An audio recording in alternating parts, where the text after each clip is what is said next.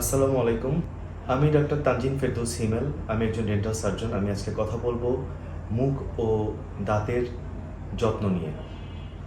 আমাদের প্র্যাকটিস লাইফে আমরা দেখি অনেক ধরনের পেশেন্ট আমাদের কাছে আসে, যারা বলে যে আমরা তো ঠিকমতো ব্রাশ করি, কিন্তু আমাদের তারপরও কেন ক্যারিজ হয় বা মুখের সমস্যা হয়। আমরা প্রথমে জেনে নিব যে ইমপ্রপার ব্রাশিংয়ের কারণে বা সঠিক পদ্ধতিতে যদি আমরা ব্রাশ না করি, সেজন্য আমাদের কী কী সমস্যা হতে পারে। ক্যারিজ হতে পারে, ব্যাড ব্রিথিং মানে মুখে দুর্গন্ধ হতে পারে, গাম ব্লিডিং মানে মাড়ি থেকে রক্ত পড়া, এই সমস্যা হতে পারে। এছাড়াও মুখের বিভিন্ন ধরনের ঘা এবং অন্যান্য অনেক সমস্যা হতে পারে। তো প্রপারলি ব্রাশ করার টেকনিকটা জানার আগে আমাদের জেনে নিতে হবে যে আইডিয়াল ব্রাশটা আসলে আমরা কিভাবে বাছাই করব। আমরা বাজারে অনেক ধরনের ব্রাশ কিনতে পাওয়া যায় এবং রোগীরা মনে করে যে আমরা যদি একটা শক্ত ব্রাশ নিয়ে জোরে জোরে দাঁত ব্রাশ করি তাহলে মনে হয় দাঁত পরিষ্কার হবে। এটা সম্পূর্ণ ভুল। আমাদের ব্রাশের একটা হেড থাকে, যে হেডটা আমাদের 1 ইঞ্চি মানে 1 ইঞ্চি পরিমাণ লেন্থ হবে এবং উইথ থাকতে হবে 1/2 ইঞ্চি। ব্রাশের ব্রিসেলটা থাকতে হবে সফট। হ্যাঁ, কখনো আমরা শক্ত ব্রিসেল ব্যবহার করব না, তাতে দাঁত ক্ষয় হবে। এবং বডিটা থাকতে হবে ইরেগুলার, যাতে আমাদের গ্রিপটা আমরা সুন্দরভাবে করতে পারি। আমরা যখন ব্রাশটা বাছাই করে নিব, এরপরে আমাদের যেটা চিন্তা করতে হবে যে পেস্টের বিষয়ে, যে আমরা কি ধরনের পেস্ট ব্যবহার করতে পারি। বাজারে ম্যাক্সিমাম বাংলাদেশে দেখা যায় যে সেন্সিটিভ টুথপেস্ট ব্র্যান্ডিং বেশি করে কোম্পানিগুলো, এবং এগুলোই মানুষ ইউজ করে।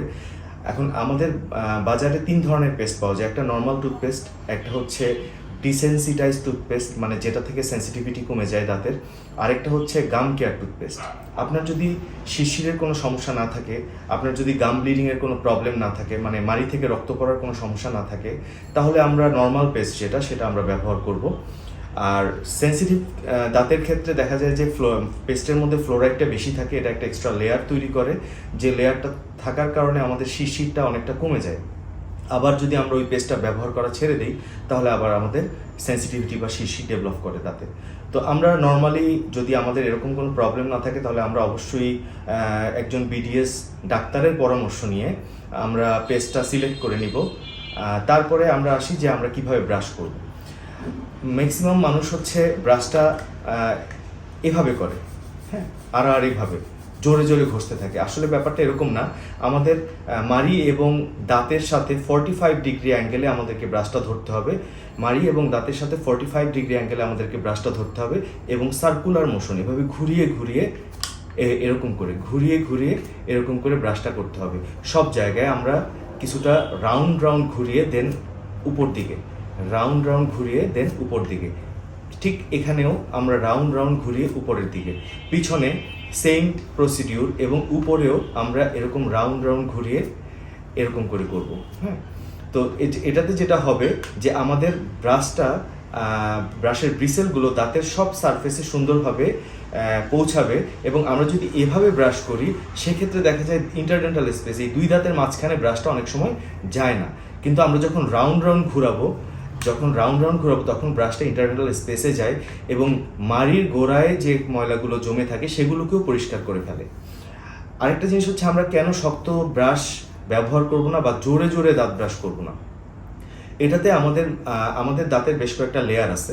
এর মধ্যে উপরের যে লেয়ারটা আমরা চোখে দেখি সাদা কালারের, এটাকে বলা হয় এনামেল হচ্ছে আমাদের চুল এবং নখের মতো।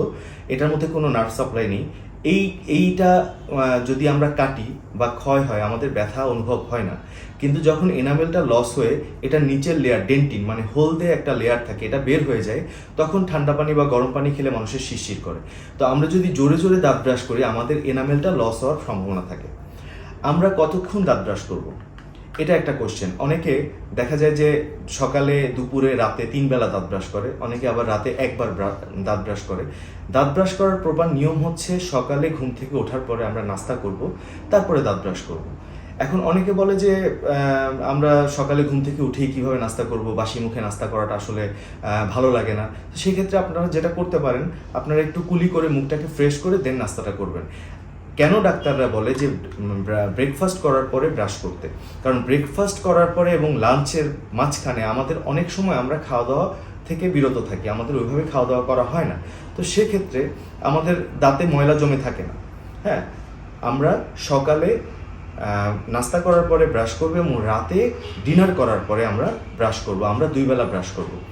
এবং প্রপার ওয়েতে 2 থেকে 3 মিনিট সময়টা হবে 2 থেকে 3 মিনিট সময় নিয়ে আমরা ব্রাশ করব। ব্রাশ করার সময় আমরা অনেক ধরনের চিন্তা করি, অফিসে যেতে হবে, বাজার করতে হবে। আমাদের এভাবে চিন্তা না করে আমরা যখন ব্রাশটা করব মনোযোগ দিয়ে আমাদের দেখতে হবে যে আমরা আসলে আমাদের ব্রাশ থেকে আমরা দাঁতের 3টা সারফেসে পৌঁছাতে পারি। বাক্কাল সারফেস, নিচের দাঁতের ক্ষেত্রে বাক্কাল সারফেস, লিঙ্গুয়াল সারফেস এবং অক্লুসাল সারফেস। এই 3টা সারফেস আমরা প্রপারলি টাচ করতেছি কিনা এটা আমাদের খেয়াল রাখতে হবে। আমরা প্রথমে এই শাড়িটা ব্রাশ করে নিয়ে দেন উপরের অক্লুসাল সারফেস ব্রাশ করব, দেন ভিতরের অংশটা ব্রাশ করব।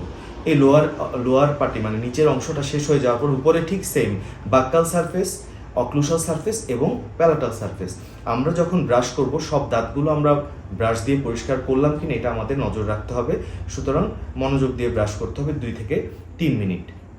এছাড়া দাঁতের আরও অনেক পরিচর্যা আছে, যেমন আমাদের দাঁতের টোটাল সারফেস হচ্ছে 5টা, কিন্তু এর মধ্যে আমরা ব্রাশ দিয়ে 3টা সারফেসে পৌঁছাতে পারছি।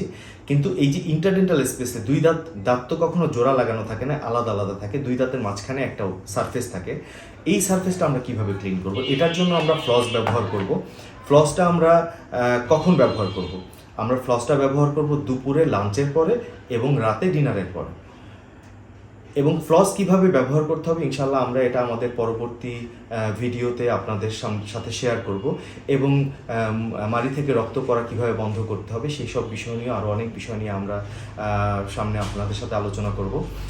অসংখ্য ধন্যবাদ আমাদের ভিডিওটি দেখার জন্য, সাথেই থাকবেন। আসসালামু আলাইকুম।